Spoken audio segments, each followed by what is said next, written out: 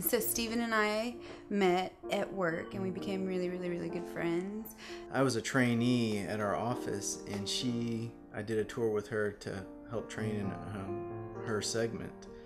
And I could tell that she wanted it to be more than friends. So we got married and had a fabulous wedding in Mexico, and we're very happy being newlyweds and traveling and playing and of course working, but we decided it was time to try and start a family, and it didn't come as easily as we were expecting. And as we tried harder, the more desperate I became. I had to have a baby. I wanted a baby, and the more I wanted one, I guess the harder it was to even try to have one. Anyway, we decided to do fertility treatments to see what we could do to have a baby. And basically, I have something called polycystic ovaries, and so I wasn't able to have a baby without some help. So we did about a year of fertility treatments. We were one treatment away from just saying we're done. This wasn't God's plan for our life to have a family, and so we are going to just be the best aunt and uncles we can be. And this, like I said, this was the last treatment we were going to do. Well, no, it was the second to the last treatment that we were going to do. And we found out that we were having 5.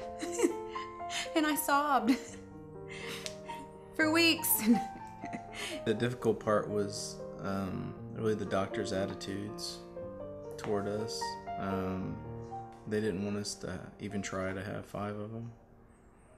And that was very difficult to hear that from more than one doctor, that they didn't really have a chance to survive, and that for health reasons. They wanted to reduce them down to 2, which, I mean, especially at this point, it's just unbelievable. But I mean, we decided that's not an option. The idea that somebody would say you can't have them and you have to kill some of them, it was horrible. So we struggled for a long time finding somebody who would support our decision to keep the children. So we searched, and we actually ended up finding a doctor in Phoenix that was specialized in high order multiples. And he told me on a phone interview, he has said, "Ellen, there is no reason at all for you to believe that you cannot have a successful pregnancy." And that's when I was like, "Stephen, we're going to Phoenix. This man is going to be my doctor." And so the whole pregnancy, he was just really supportive, and he's very aggressive in his treatments. And we got to almost 31 weeks gestation, which is incredible. All the babies were healthy. It was the hardest thing I've ever had to do. Here I am in a very scary situation, a very dangerous situation. I worried every single day about the health and the lives of my children. And here I was without the biggest supporter in my life. I was very fortunate and blessed that my mom was able to, she quit her job teaching piano and moved to Phoenix to be with me. So I was there every single day. I had somebody there with me. I'd fly in and take a cab and go straight from the cab to the hospital or to the NICU,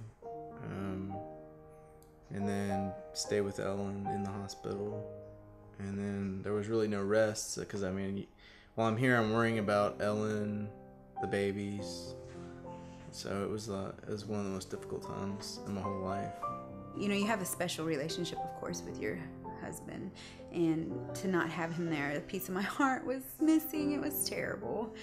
I cried every single time he left. I sobbed hysterically. It was definitely the right decision, and we had the best outcome possible. So I look back on it now as it was a necessary thing to get through. But God was with me, and he helped me find the strength every day to get out of bed, and not get out of bed, but stay in my bed, I should say. He gave me the strength to stay there without going mad. So when the last babies were released from the hospital, I think it took us, they were released on a Saturday, and I was back in Houston on a Wednesday. I booked our flights and packed up all our stuff, and we were out of there. I was done being in Phoenix. I was ready to be home. So when we first got home, when you have babies in the NICU and they're this premature, you worry about their health. So all I could think about was no germs in our house, nobody. We can take care of it ourselves. We don't need a ton of help. We got it.